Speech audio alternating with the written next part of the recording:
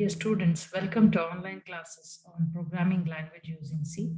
I'm Dr. Chandrakala HD. In this video, from the first chapter, Introduction to Programming Concepts, I'll be teaching you about programming languages. So a programming language is a language which is used to communicate with a computer. So just like how we have our own natural languages, which we use to communicate with each other, in order to communicate with the computer, we require a special language called programming language.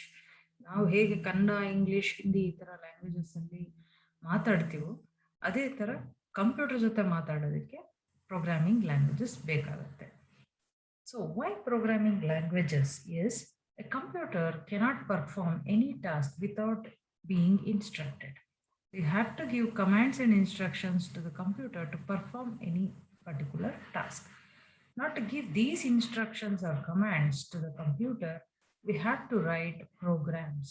Program is nothing but a set of instructions. Not to write these programs for the computer, we require programming languages. Any instructions given to the computer should be precise and unambiguous. Precise andre correct ಆಗಿರಬೇಕು, accurate ಆಗಿರಬೇಕು, ಎಷ್ಟು ಮಾಡಬೇಕು ಆ particular ಟಾಸ್ಕಿಗೆ ಎಷ್ಟು ಬೇಕೋ ಅಷ್ಟೇ ಕೊಡಬೇಕು instruction. Similarly ಅನ್ಆಂಬಿಗಿಯಸ್ ಅಂತಂದರೆ ಕನ್ಫ್ಯೂಷನ್ಸ್ ಇರಬಾರ್ದು, ನಾವು ಕೊಡೋ ಇನ್ಸ್ಟ್ರಕ್ಷನ್ಸ್ಗೆ ಕನ್ಫ್ಯೂಷನ್ಸ್ ಇರಬಾರ್ದು.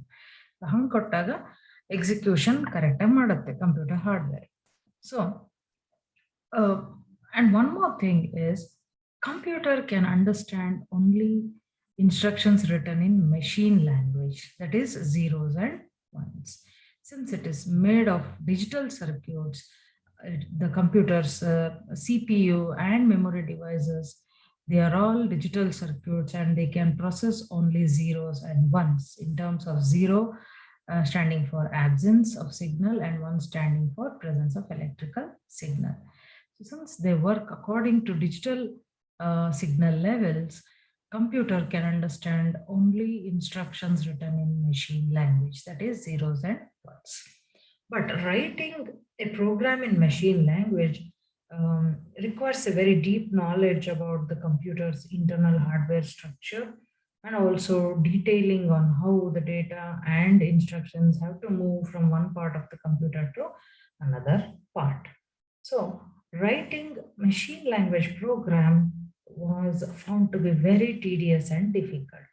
Hence, other easier languages like assembly languages and machine level languages were developed with the primary objective of ensuring that a programmer can write program without having to know too much detail about the hardware structure and functioning of the computer components. So, in this backdrop, we can say that there are three main types of programming languages which are used on computers. They are machine language, high-level language, and assembly language. So machine language was the first generation programming language. When computers were introduced, the programs for the computers were written in machine language only. So machine language is directly understandable by the computer. So it's the mother tongue of the computer. So it's better to say that it's the mother tongue of the computer. So the computer readily knows how to understand the binary numbers, zeros and ones. So in a machine language, an instruction consists of two parts, opcode and operand. So opcode is the part of instruction which tells the CPU or processor what action to perform. Okay, action means arithmetic and logical operations. So arithmetic operations like addition, subtraction, multiplication, division, and logical operations like and, or, not, so on. So what action to be performed is indicated by the opcode, and the second part, operand, tells the processor where the data is present to perform this instruction. So the instruction has to be performed on the data. The data is nothing but the operands.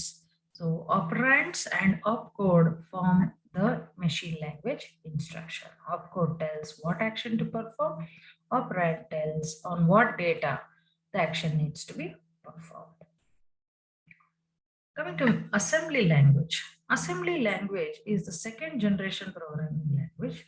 Since people found a machine language to be very difficult to write the program, um, the second generation languages called assembly languages were developed.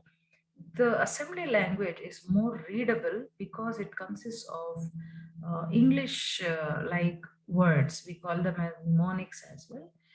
Some examples of mnemonics are add, sub, load, so on. So these short acronyms were used to indicate the operations or opcode what we discussed just now.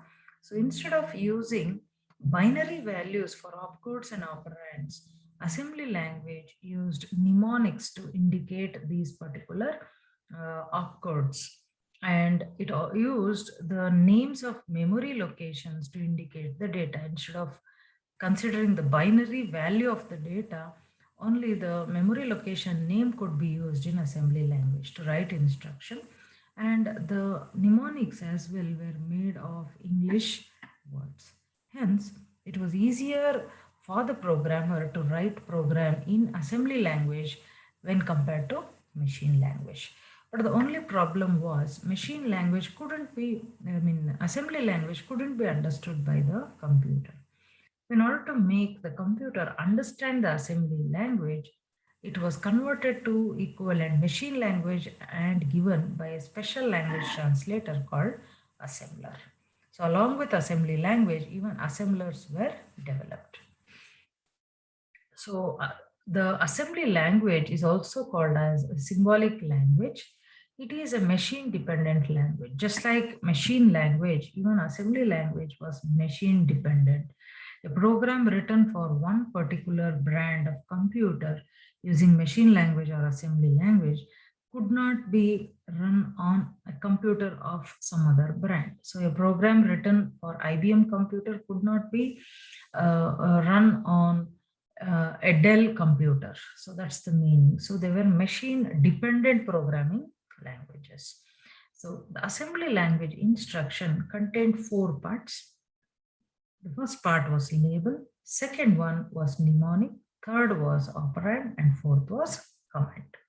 The label field helped the instruction in other lines to address the content of this line. When you had to give a connectivity between the various lines of the program, assembly language program, we used to make use of label part of the instruction. The second part is mnemonic. So mnemonic specified the operation to be performed. And the third part, operand, specified the symbolic address of the data. So as I told you, the symbolic address was the name given to the memory location. So it was not a binary value, hence it was easy to handle data in the assembly language. And the fourth part was the comment part. So comment part indicated the purpose of that particular instruction. What for the instruction was written was indicated in the comments part. Comments made the program more readable.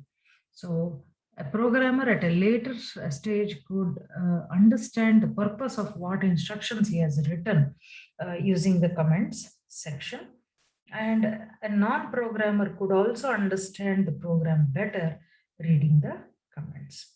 So an example assembly language instruction is load B.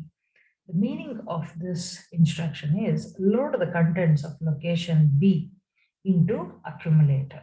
So accumulator is the part of CPU which is used to hold the operand to perform arithmetic operation. And the location B is a special purpose CPU register or a small memory location which is 16-bit capacity. Just like B, there are other register names like A, B, C, D, E, F, G, H, so on, which were used to stand for the location of the data. So similarly, you can have add A, B as an instruction, which means that add the contents present in the two locations A and B and store the result in B. So like this, the assembly language instructions were easier for the programmer to understand and write. The third generation languages were the high level languages. So the assembly languages, though, were very advantageous compared to machine language. There were difficulties with the assembly language because the assembly language was not a portable language, it was a machine dependent language. Hence, people tried to move on towards a machine independent language or a portable language. So, which means to say that a program which is written on any one brand of computer could be executed on any other brand of computer.